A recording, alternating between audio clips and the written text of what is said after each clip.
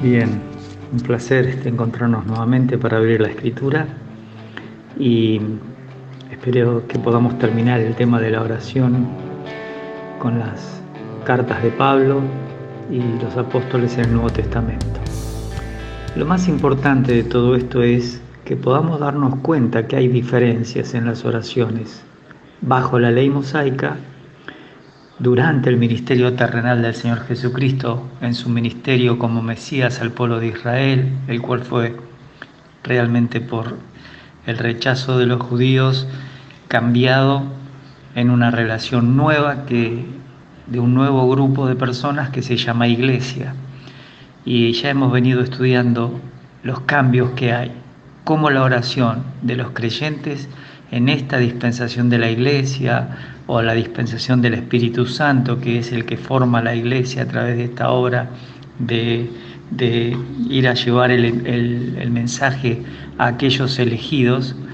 Entonces vamos a ver si podemos notar este contraste entre los evangelios sinópticos con el Evangelio de Juan con respecto a la oración. En Filipenses capítulo 1 del 3 al 11 vamos a ver cómo Pablo intercedía por los filipenses y eso nos va a dejar alguna información. Doy gracias, ahí utiliza Eucharisto, a mi Dios siempre que me acuerdo de vosotros, siempre en todas mis oraciones. Fíjense que aparece de ese ahí. Rogando con gozo por todos vosotros, por vuestra comunión en el Evangelio desde el primer día hasta ahora. 1:6. Estando persuadido de esto, que el que comenzó en vosotros la buena obra la perfeccionará hasta el día de Jesucristo. Como me es justo sentir esto de todos vosotros, por cuanto os tengo en el corazón, y en mis prisiones, y en la defensa y confirmación del Evangelio, todos vosotros sois participantes conmigo de la gracia. 1:8. Porque Dios me es testigo de cómo os amo a todos vosotros con el entrañable amor de Jesucristo. Y esto pido en oración, proseuge nuevamente, que vuestro amor abunde aún más y más en ciencia y en todo conocimiento, para que aprobéis lo mejor, a fin de que seáis sinceros e irreprensibles para el día de Cristo. Recuerden, el día de Cristo es el tribunal de Cristo. Romanos 14:10 y 2 Corintios 5:10. Llenos de frutos de justicia que son por medio de Jesucristo para gloria y alabanza de Dios. Vamos a hacer un resumen para que ustedes puedan después estudiarlo. Esto es simplemente a título, así digamos, a vuelo de pájaro. Vamos a ver que Pablo nos deja un ejemplo de intercesión. ¿Cómo lo hacía? Agradeciendo por estos hermanos y por la constancia que ellos mantenían en esa comunión. Pero también les agradece al Señor, por supuesto, por la seguridad que hay en Cristo y por la tarea evangelística que ellos estaban haciendo junto con Pablo. Así que este es un tipo de oración también de gratitud, no solo porque estos hermanos colaboraban, sino porque Pablo sentía que eso era una gran ayuda. En tercer lugar, vemos que ora por el crecimiento en amor, en ciencia y en conocimiento, que aprueben lo mejor, dice. Ese era el objetivo, que ellos puedan aprobar siempre lo mejor, entre lo bueno y lo mejor. Y porque ellos además tenían que hacer un buen servicio para el Señor. Y lo que no se olvida Pablo es que tiene que haber unidad y tienen que recordar que hay futuras coronas en ese día de Cristo.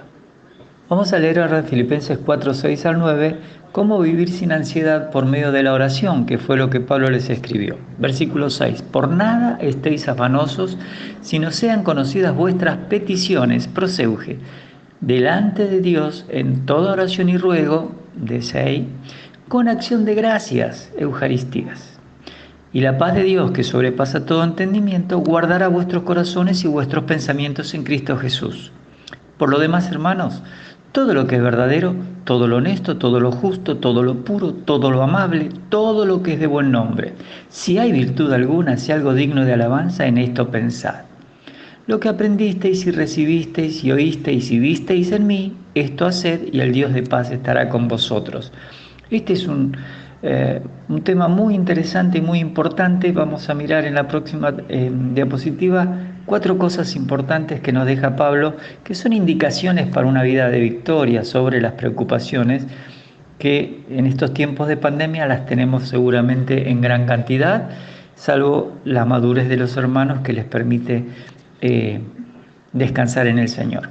Lo primero es que Pablo en el versículo 6 nos dice que hay que orar correctamente, que hay que estar dejando los afanes en las manos del Señor. Para eso sirve la oración, para descansar en el Señor, de que Él puede resolver los temas que nosotros no podemos al preocuparnos. Lo segundo en el versículo 7 es que tenemos que sentir correctamente la paz de Dios que sobrepasa todo entendimiento.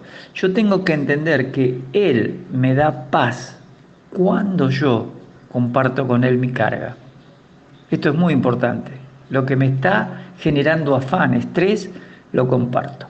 Pero en tercer lugar, yo no puedo pensar todavía en el problema. Yo tengo que empezar a pensar correctamente y tengo que ir sustituyendo lo que pienso por lo que Dios quiere que yo piense. ¿Ven ustedes que esta es la forma en que Pablo le explicaba a los filipenses cómo orar correctamente? Porque dejo el afán en las manos del Señor, empiezo a darme cuenta que puedo tener paz por el poder que Dios tiene para resolver cualquier cosa, y además que yo por más que me preocupe no lo puedo resolver, pero ahora me dice no solo tenés que hacer eso, también tenés que empezar a sustituir los pensamientos que tenés de aflicción, de afán, de impotencia, por pensamientos en cosas positivas. Y en cuarto lugar, tengo que actuar correctamente imitando a Pablo, no tengo otra manera, porque el círculo vicioso con que Satanás tira los pensamientos para que yo me preocupe y me afane y me sienta mal, va a seguir. Y todo esto se aprende estudiando la Biblia. Vamos a mirar Colosenses 1 cuando Pablo intercede por los de Colosas. Siempre orando, proseuge, por vosotros damos gracias, Eucaristía, a Dios, Padre nuestro Señor Jesucristo, habiendo oído de vuestra fe en Cristo Jesús y del amor que tenéis a todos los santos, a causa de la esperanza que os está guardada en los cielos, de la cual ya habéis oído por la palabra verdadera del Evangelio. 1.6, que ha llegado hasta vosotros, así como a todo el mundo, y lleva fruto y crece también en vosotros, desde el día que oísteis y conocisteis la gracia de Dios en verdad. Como lo habéis aprendido de Epafras, nuestro consiervo amado, que es un fiel ministro de Cristo para vosotros, quien también nos ha declarado vuestro amor en el Espíritu. Por lo cual, también nosotros, desde el día que lo oímos, no cesamos de orar, otra vez proseuge, de orar por vosotros y de pedir, ahí está el verbo que hemos visto en algunos lugares, que seáis llenos del conocimiento de su voluntad en toda sabiduría e inteligencia espiritual, para que andéis como es digno del Señor, agradándole en todo, llevando fruto en toda buena obra y creciendo en el conocimiento de Dios, fortalecidos con todo poder, conforme a la potencia de su gloria, para toda paciencia y longanimidad. 1.12. Con gozo, dando gracias al Padre que nos hizo aptos para participar de la herencia de los santos en luz, el cual nos ha librado de la potestad de las tinieblas y trasladado al reino de su amado Hijo, en quien tenemos redención por su sangre, el perdón de pecado. Y como estamos tratando de resumir tantas cosas por las cuales Pablo solía orar, vamos a ver que nos enseña a interceder cuando le escribe a los colosenses lo siguiente. Primero, por la firmeza de los nuevos creyentes y por aquellas personas que, como en este caso Epafras, decidían alimentarles, hacerlos crecer en las cosas del Señor. También a interceder por el crecimiento en conocimiento de la voluntad de Dios, para que también crezcan en sabiduría para poder aplicar este conocimiento y en la capacidad de discernir ante cada cosa que tienen que hacer qué es lo que agrada a Dios y por supuesto realizar esas buenas obras de ese camino que Dios preparó de antemano, dice Efesios. Y también que los hermanos desarrollen paciencia, largura de ánimo y gozo, porque tienen una posición eterna en Cristo. Ahora en Colosenses 4:2-4 ya hemos estudiado el versículo 2, perseverad en la oración, velando en ella con acción de gracias. Orando también al mismo tiempo por nosotros, para que el Señor nos abra puerta para la palabra a fin de dar a conocer el misterio de Cristo, por el cual también estoy preso, para que lo manifieste como debo hablar. Vamos a mirar que Pablo agrega algunas ideas sobre la oración. Primero, orar y estar atentos para ver la forma en que Dios va a obrar para su gloria. Eso es lo que nos enseña el capítulo 4, versículo 2 de Colosenses. Estar velando en la oración no implica estar insistiendo en la misma petición, sino en descansar, que Él ya sabe lo que necesito, porque está en el ayer, en el hoy y en el mañana. Dios es omnipresente, pero también tiene eternidad e inmensidad. El tiempo no lo separa. Por eso, en vez de repetir siempre la oración, le agradezco, porque Él va a orar. Y en segundo lugar agrega que es bueno interceder por los que están involucrados en servir al Señor, para que Dios los guíe hacia la tarea que Dios diseñó, porque Dios ya la tiene preparada de antes de la fundación del mundo, y también para que las personas la realicen según el poder que Dios les da. Vamos a mirar en 1 Tesalonicenses capítulo 1 cómo oraba por los hermanos de Tesalónica. Damos siempre gracias a Dios por todos vosotros, haciendo memoria de vosotros en nuestras oraciones. Proseuge usa casi siempre, acordándonos sin cesar delante del Dios y Padre nuestro de la obra de vuestra fe, del trabajo de vuestro amor y de vuestra constancia en la esperanza en nuestro Señor Jesucristo. En el capítulo 5, 17 y 25 hay órdenes para la oración. La primera en 5:17 es orad sin cesar. La segunda es, hermanos, orad por nosotros. Cuando vamos a 2 Tesalonicenses 3, hay un pedido de Pablo. Dice, por lo demás, hermanos, orad por nosotros para que la palabra del Señor corra y sea glorificada, así como lo fue entre vosotros, y para que seamos librados de hombres perversos y malos, porque no es de todos la fe. Así que Pablo nos enseña cómo él lo hacía por los tesalonicenses. Primero, agradecer por la fe, el amor y la constancia en la esperanza de las personas que ya han recibido a Cristo como Salvador. Esta iglesia era especial porque tardó prácticamente 3 semanas y tuvo que huir, y por eso estaba muy preocupado y se quedó solo y lo envió a Timoteo para saber cómo estaban. En segundo lugar, que el orar tiene que ser un hábito como la respiración. Puede hacerse a cada momento, con el pensamiento, con la voz. Ya no tenemos, como en el Antiguo Testamento, que estar cuidando las 3 veces que hay que hacerla. Y en tercer lugar, Pablo pide que intercedan por los que están sirviendo al Señor. En este caso era por él, pero también por los que le acompañaban. Y también pide para que Dios los preserve en esa tarea. Así que las oraciones de intercesión pueden tener estas características y deberíamos usarlas de esa manera. Entramos en las pastorales y vamos a ver en 1 Timoteo 2 las oraciones por tranquilidad mundial y local. Exhorto ante todo a que se hagan rogativas, oraciones, peticiones y acciones de gracias por todos los hombres. Ahí tienen 4 de las palabras que normalmente se utilizan. Por los reyes y por todos los que están en eminencia, para que vivamos quieta y reposadamente en toda piedad y honestidad. No hace falta que expliquemos mucho de este tema. Todos los creyentes tenemos que orar para vivir quieta y reposadamente. No importa el tipo de gobierno que nos toca, pero es nuestra responsabilidad orar por las autoridades. Y también, por supuesto, es nuestra responsabilidad en las elecciones de las autoridades. Así que oremos por esta sabiduría que necesitamos para estar tranquilos. En Hebreos 13, 15 y 18 y 19, Lucas, probablemente el autor, nos indica cómo hacer ciertas actividades en la mayoría de las iglesias que en este caso estaban compuestas por creyentes judíos. Dice, así que ofrezcamos siempre a Dios por medio de él sacrificio de alabanza, es decir, fruto de labios que confiesen su nombre. Es decir, la alabanza era un tema importante en la boca de los cristianos. El 18 dice, orad por nosotros, pues confiamos en que tenemos buena conciencia, deseando conducirnos bien en todo. Y más os ruego que lo hagáis así, para que yo sea restituido más pronto.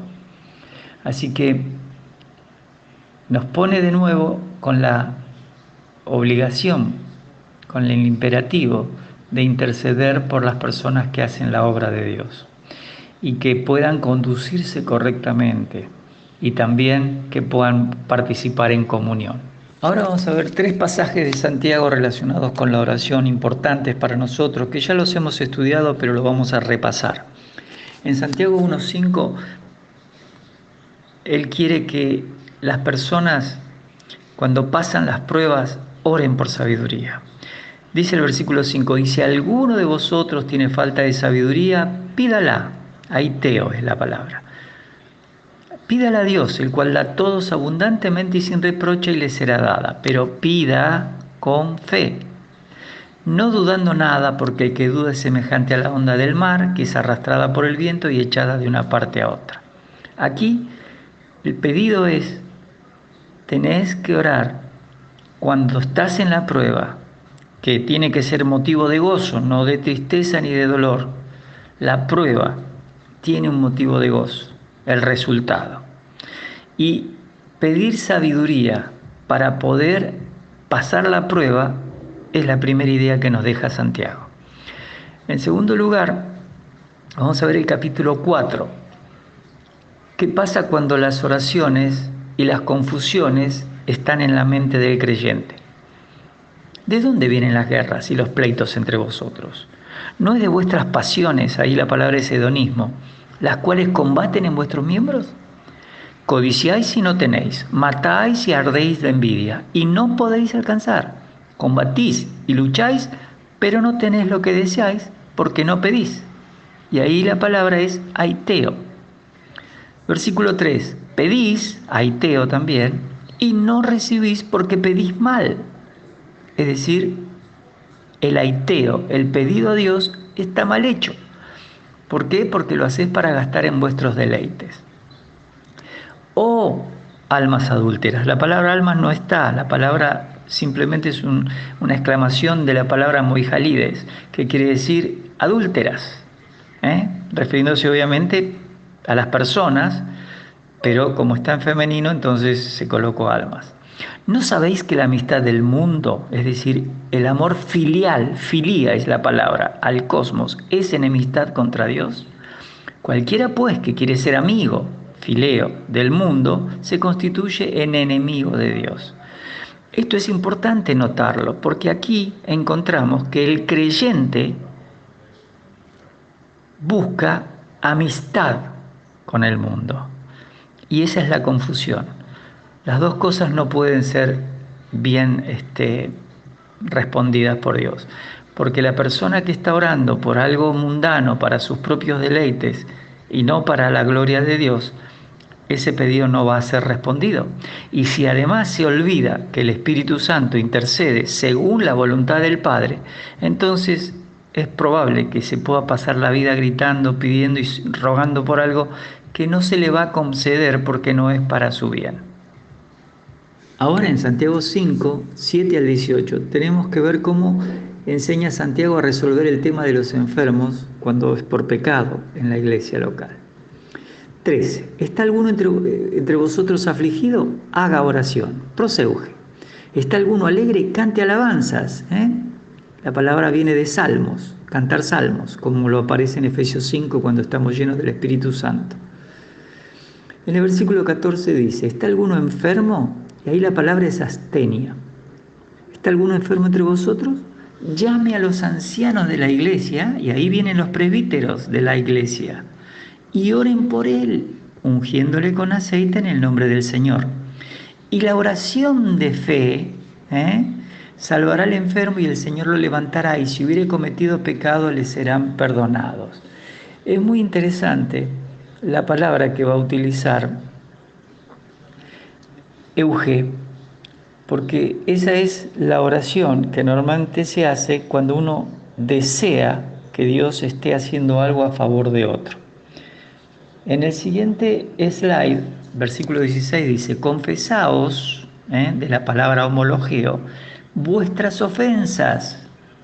Y la palabra en griego es las amartías, los pecados, unos a otros. Y orad unos por otros para que seáis sanados. La oración eficaz del justo puede mucho. Yo se las dejo en griego porque es una frase que daría la impresión que la oración eficaz debe ser algún tipo de oración puntual. Y la verdad que la frase en griego no llega a decir esa expresión. Más bien dice que hay una energía, un trabajo en aquellas oraciones que se hacen en pos de las, o a través de una persona justa o en pos de hacer las cosas justas. ¿Cómo lo tradujeron? La oración eficaz del justo puede mucho. Y la verdad es que se supone que este justo son los ancianos que vinieron a orar. Y además son los mismos hermanos que están justificados y están orando unos por otros. Y esas oraciones obran, trabajan. ¿Para qué? Para que seáis sanados. Y ahora da el ejemplo. 3 ejemplos da a los profetas, da a Job en el pasaje Santiago y ahora da a Elías. Elías era hombre sujeto a pasiones semejantes a las nuestras y oró fervientemente. La verdad que ese modismo de traducirlo así, en el original solamente quiere decir y oró con oración. Y oró con oración para que no lloviese y no llovió sobre la tierra por 3 años y 6 meses. Ya explicamos este pasaje, así que vuelvan a escuchar el audio anterior. Versículo 18. Y otra vez oró, y el cielo dio lluvia y la tierra produjo su fruto. Así que Santiago nos deja 3 temas de oración. Primero, que cuando atravesamos pruebas necesitamos entender el plan de Dios, que es vos tenés que ganar esa corona de vida, porque Dios la prometió a los que le aman. Por eso llega la prueba a tu vida. En segundo lugar, al luchar contra la mundanalidad, los creyentes necesitamos aprender a pedir aquello que Dios quiere para nosotros, según lo que dice Romanos 8, 26 y 27, que no sabemos cómo pedir lo que nos conviene, pero el Espíritu mismo intercede por nosotros con gemidos indecibles. Y ese versículo deberías tenerlo grabado en tu mente y en tu corazón, porque es la esencia de tu tranquilidad cuando te toque orar. Y ese versículo dice que vos y yo no sabemos orar. En tercer lugar, cuando las personas pueden pasar por debilidad porque no están confesando los problemas interpersonales, entonces necesitamos la ayuda de aquellos hermanos espirituales que están dirigiendo la congregación. Por eso usa la palabra presbíteros. Y nos tenemos que poner de acuerdo con el hermano, confesando, poniéndonos de acuerdo en que hemos pecado, que yo he pecado y lo he ofendido. Acuérdense que la idea de confesión es estar de acuerdo. No es pedir perdón, es ponernos de acuerdo. Y entonces lo hacemos con los hermanos que hemos ofendido. Además, necesitamos paciencia, por eso habla de Elías y de los profetas y de Job. Los creyentes necesitamos tener paciencia unos con otros, porque si hacemos mal las cosas entre nosotros, Dios va a disciplinarnos con enfermedad, debilidad y muerte. Cuando vos llegás a la cena del Señor y no estás examinándote si estás bien con el Señor y con los hermanos, algo después te va a pasar, porque Dios disciplina a sus hijos. Entonces todos necesitamos confesar, ponernos de acuerdo con el Señor. Pecamos, claro que pecamos constantemente, pero al ponernos de acuerdo con el Señor de que lo que estamos haciendo está mal, que no es lo que le agrada, pero a pedirle que nos fortalezca para hacer el cambio, con eso empezamos a transitar el camino de la mano del Señor para que podamos vencer. También el apóstol Juan nos deja algunas ideas de la oración. Vamos a mirar en el capítulo 3, 19 al 22, algo interesante. Dice, y en esto conocemos que somos de la verdad y aseguraremos nuestros corazones delante de Él. Él viene hablando del amarnos entre nosotros los hermanos. Y entonces dice, pues si nuestro corazón nos reprende, mayor que nuestro corazón es Dios y Él sabe todas las cosas. Amados, si nuestro corazón no nos reprende, confianza tenemos en Dios. Y cualquiera cosa que pidiéremos, ahí viene Aiteo también, la recibiremos de Él porque guardamos sus mandamientos y hacemos las cosas que son agradables delante de Él. En 1 Juan 5, ahora lo vamos a explicar, 14 y 15, dice Juan que la oración confiada del creyente para su propia vida Es una oración que Él puede hacer con libertad para hablar. Dice, esta es la confianza que tenemos en Él, que si pedimos alguna cosa conforme a su voluntad, Él nos oye. Y si sabemos que Él nos oye en cualquiera cosa que pidamos, sabemos que tenemos las peticiones que le hayamos hecho. Fíjense que la oración confiada es la que hace el creyente conforme a la voluntad de Dios. Ahora, ¿quién conoce la voluntad de Dios? Evidentemente, ese es el problema que siempre ha existido en nuestras iglesias. Han escuchado esa frase, tenés que orar para saber cuál es la voluntad de Dios para tu pareja, quién será la persona que Dios te va a poner. Y nosotros oramos, pero no viene con un cartel que dice, esta es la que elegí para vos. En realidad elegimos por una química que nos pasa. Y sin embargo tenemos que confiar muchas veces en que eso es la voluntad de Dios. Después nos empezamos a conocer, pero eso no garantiza las respuestas futuras ante las pruebas de uno y otro. Y todo esto es porque generalmente siempre se nos habló un poco místicamente de que podemos conocer la voluntad de Dios a través de mucha oración, mucha meditación. La verdad es que no funciona así. No es mecánica. No es que si yo hago esto, esto y esto, Dios está obligado a hacer esto, esto y esto. No funciona así. Los planes de Dios son soberanos y momento a momento, por eso la oración debe ser hecha sin cesar, en forma constante, porque todo el tiempo estamos haciendo actividades, haciendo decisiones y tenemos que inclinar a Dios la mente y el corazón para decirle, Señor, me gustaría hacer tal cosa, pero quiero que me guíes. Y la confianza la tenemos en Él, que si pedimos alguna cosa conforme a su voluntad, Él nos oye. Esto es lo importante. Y entonces, si sabemos que nos oye en cualquier cosa que estamos pidiendo, sabemos que tenemos esas peticiones que le hicimos, pero la respuesta siempre es lo que Él quiere y no lo que nosotros le exigimos. En 1 Juan 5:16 está la oración que el creyente tiene que hacer para interceder por aquellos hermanos que están en pecados. 16 dice, si alguno viera a su hermano cometer pecado que no sea de muerte, es decir, está pecando con pecado no hacia la muerte, no cara a cara con la muerte. Pedirá, y ahí viene la palabra aiteo que estamos usando, y pongo entre paréntesis Dios porque no está en el original, y le dará vida. Obviamente que estamos hablando de que pedís a Dios, por eso se suple la persona que responde, que es Dios. Esto es para los que cometen pecado que no sea, otra vez, pros, que no está cara a cara, en intimidad, en cercanía o hacia la muerte. Hay pecado de muerte, dice. Existe el pecado que lleva hacia la muerte, que está cara a cara con la muerte, por el cual yo no digo que se pida. Y ahí el término es erotao. ¿Por qué cambia el Espíritu Santo la palabra aiteo por erotao?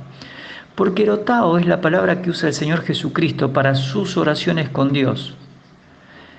Y en cambio, cuando uno va a hacer un pedido a Dios, puede ser aiteo, puede ser proseuge, puede ser deesis, puede ser, por ejemplo, uno que es muy común, que solemos usar como enteusis, que es un término técnico para cuando uno se acerca a un rey. ¿Se acuerdan que lo hemos hablado?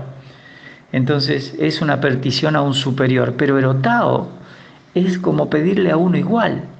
El único que oraba con el Padre de esa manera era el Señor Jesucristo. Y en el 17 nos aclara, toda injusticia es pecado, pero hay pecado no de muerte. Entonces, aquí tenemos la oportunidad de ayudar a los hermanos. Vamos a ver. Juan nos indica que debemos orar en 3 oportunidades interesantes. Primero, los tiempos cuando el corazón nos está reprendiendo porque no queremos arreglar un problema entre hermanos. Eso es lo que vimos en 3:20 y 21. Y no estamos andando como Él quiere. Entonces necesitamos orar Por eso dice, mayor que nuestro corazón es Dios. Cuando tu corazón te indica que hay cosas que están mal, Dios conoce tu corazón. Y entonces vos tenés que en ese momento arreglar con Dios ese tema. Y luego tenés que arreglarlo con tu hermano. Porque el contexto de 1 Juan 3 es, en este pasaje, es que tenés que amar a tu hermano. No hay otra. Vos podés tener las razones que quieras tener, que puede ser que la persona es así, es asá, te hizo esto, te hizo lo otro. Pero eso no quiere decir que no debas amarlo, porque amarlo es una orden. En segundo lugar, hay tiempos donde estamos entendiendo la voluntad de Dios y entonces estamos confiados al pedirle a Él que por favor cumpla su voluntad en nuestras vidas. No que me dé lo que yo le pido, sino que Él cumpla su voluntad en mi vida. Y en tercer lugar, cuando vemos a los hermanos en actitudes pecaminosas, para que Dios los pueda iluminar, para que Dios los pueda guiar al cambio de conducta, antes de que Dios mismo lo tenga que disciplinar, como sabemos en 1 Corintios 11:30, cuando dice que por tomar mal la cena del Señor, había muchos enfermos y debilitados y muchos dormían, es decir, estaban muertos por disciplina bíblica. Gálatas 6:1 nos dice que tenemos que, si somos espirituales, tratar de restaurar al hermano que cae en pecado. Restaurar es la idea de poner un hueso en su lugar. Catarticén es un verbo que se utilizaba para 4 temas. Estaba una situación médica, era colocar el hueso en su lugar. Había una situación de un ejército, era pertrechar al ejército para que pueda ir a la batalla para ganar. Cuando las naves tenían que partir, se usaba ese término para indicar que se le colocaban todos los elementos para la travesía, para que no se mueran de hambre los marineros que iban allí y para que al llegar al lugar pudieran descargar todo lo que llevaban. Pero también era un término de pescadores y significaba remendar las redes, como lo vemos en los evangelios según en los sinópticos, sobre todo en Marcos 3. Entonces, colocar un hueso en su lugar, esa es la idea. En Romanos 15:14 dice, estoy seguro, hermanos, que estáis llenos de bondad y de todo conocimiento, de tal manera que podéis amonestaros los unos a los otros. Así que no necesitas solo ver el pecado en la vida de un hermano. Necesitas ser espiritual para actuar con conocimiento bíblico y con bondad. Si salís a chismosear el pecado de un hermano, ya no estás mostrando sabiduría bíblica. No mostrás bondad. Estás mostrando otra actitud de la carne. Entonces, si estás lleno de bondad y de todo conocimiento, tu deseo es ayudar a los hermanos, ayudarles a que estén en la iglesia bien, para que sirvan al Señor, para que puedan llevar fruto, para que sepan qué es lo mejor, para que lo aprueben. Una iglesia necesita no solo hermanos que enseñen la Escritura, que también nos muestren cómo pasar de la información a la parte práctica, que nos lleven de la mano como a los niños en el colegio, de lo conocido a lo desconocido, pero luego a la práctica de eso. Eso nos va a dar iglesias mucho más sanas, mejores reuniones, porque vamos a sentirnos en un espíritu libres, no vamos a estar sentados mirándolo al fulano o al mengano que nos debe algo, que le hicimos algo o con quien nos llevamos mal. Vamos a estar más pendientes de que todos podamos glorificar al Señor, alabar al Señor, generar un clima de alabanza para el Señor. Recuerden, la alabanza se hace grupal, la adoración individual. Depende de cada corazón. La alabanza es de la boca para afuera, es las actitudes externas. La adoración es adentro, en ese lugar donde solo Dios y yo sabemos cómo estamos. Así que espero que el Señor les bendiga, que tengan una buena semana y Dios mediante en la próxima semana vamos a seguir con el tema de las parábolas, porque nos detuvimos mucho con las oraciones, con la única intención de que ustedes puedan tener una guía para seguir estudiando más profundamente la voluntad de Dios para sus vidas. Que el Señor les bendiga.